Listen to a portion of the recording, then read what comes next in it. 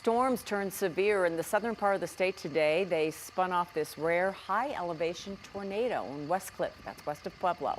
The Custer County Sheriff's Office says it didn't do much damage besides knocking over a couple of power poles.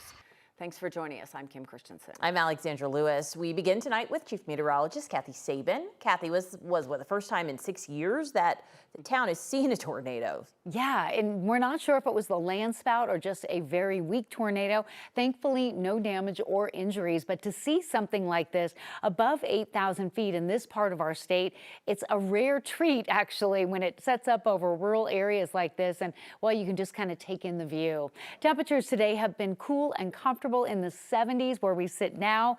We're still tracking heavy thunderstorms and the threat for severe weather mainly west and south of town. The weather impact alert has been canceled with a flash flood warning in effect for the Walsenburg area. Right now, their showers have moved south of the metro area, and we're tracking that line between I-25 areas of Monument and Colorado City, where we've had reports of flash flooding, and the flood watch remains in effect tonight. We are tracking a couple of showers coming off the foothills, a few sprinkles still possible. We're going to wake up to sunshine tomorrow, and then we have another round of storms due in the afternoon, coming off the foothills around 2 or 3 o'clock, probably just after lunchtime. So we'll look for temperatures to stay in the 60s now, and your weather headlines include another check of the radar, a warmer, drier forecast for Friday and the weekend. We'll look ahead to that in just a bit.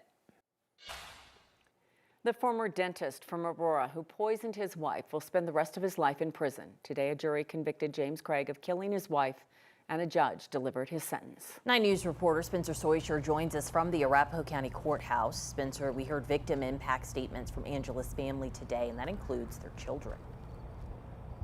Yeah, not long after Craig was convicted, Angela's siblings spoke to the court about a mother who loved her family and never imagined her husband would do this.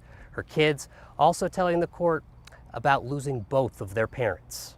Find the defendant, James Craig, guilty of solicitation to commit After 10 days of testimony and nearly 50 witnesses, it took jurors about 9 hours to convict James Craig in the murder of his wife, Angela. This is Angela's husband is poisoning her, causing her to die a slow death. It wasn't something done in the heat of passion. It was deliberate.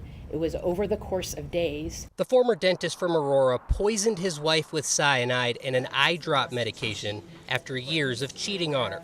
Prosecutors said she couldn't figure out why she was feeling ill before she died. Clearly, Craig wanted out of his marriage, but was unwilling to face the consequences of divorce, especially a divorce initiated by him.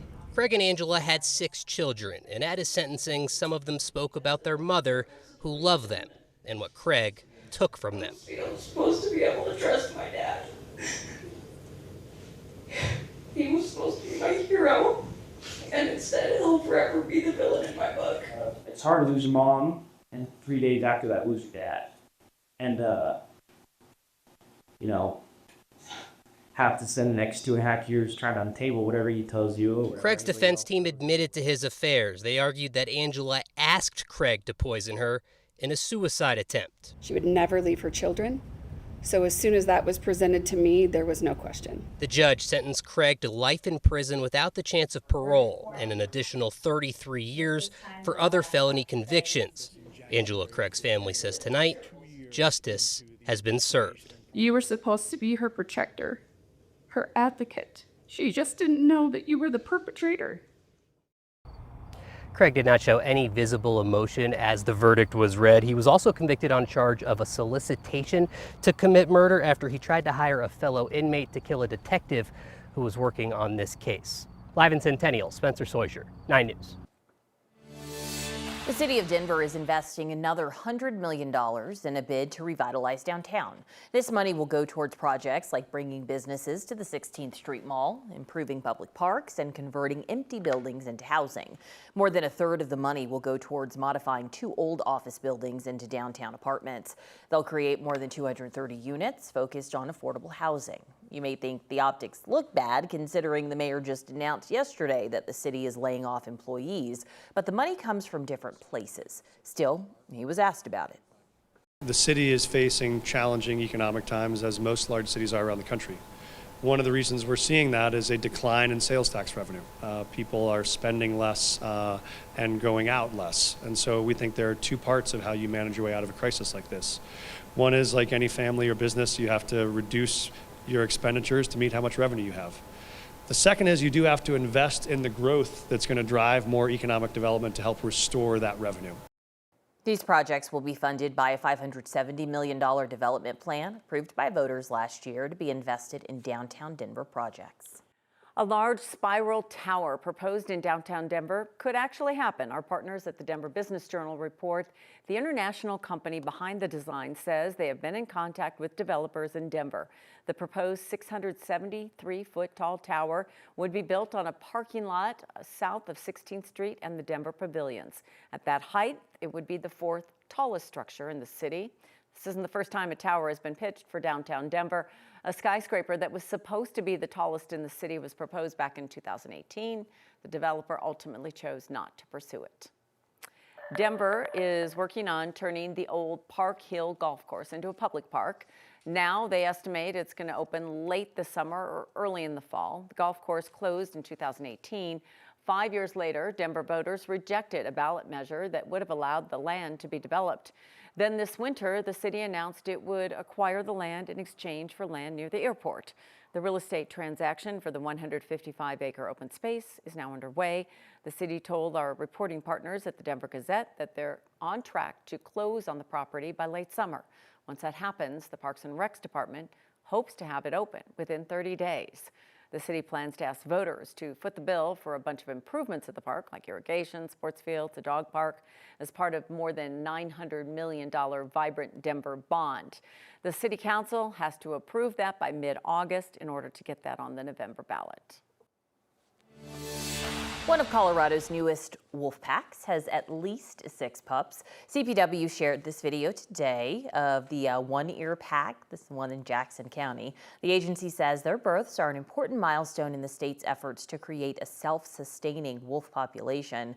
A litter of gray wolves is typically about 4 to 6 pups. The agency says there could be more pups in this pack, but detecting them all can be difficult. This week, a driver pleaded guilty to hitting and killing a man while walking his dog in Aurora. That crash happened back in April. 9 News reporter Janelle Finch joins us. Janelle, it's been a long 4 months for his family waiting for justice. Documents say 73-year-old Michael Graham Hyde claimed he fell asleep at the wheel, but police say he drove off and didn't turn himself in until hours later. A man and his dog were killed, and now his wife is left to wonder if one call could have made the difference. Pictures preserve moments in time, making them permanent. I'm still here 4 months later, just because of those things. Luz Petrago is counting on forever in these photos. Birthdays and holidays. Because what should have been her forever was cut short. This is the memorial book. When, for the funeral, our lives, in this book is everything. Luz's husband Alberto and dog Nova, she was so smart, were killed back in April. They were on a walk near Wesley Drive in Caspian Circle in Aurora. Police say a driver hit and killed them, then drove off. What kind of human made something like that just live to life there? The man behind the wheel claimed he had been awake for 38 hours. I'm still asking why he didn't call right away the 911. He pled guilty to leaving the scene of an accident where someone died. But his admission doesn't make Luz's house a home. Well, I talk to my husband every single day. Good morning, Flaco. I'm here for you. And I have so many things to do, and I'm gonna do everything that I can. I'm gonna try for you. For Luz, her forever exists in stills. It's really sad, but this is the way that I'm surviving. Surviving, but never fully satisfied. Because she says forever was never meant to look like this. He was my spine. He was my column. He was my right or my left, but we always together, so I don't know now. The couple would have celebrated 30 years of marriage this month. Luz says she hopes her story reminds people to be careful while driving and call for help if someone needs it. After pleading guilty this week, the driver is set to be sentenced September 29th. Janelle Finch, 9 News.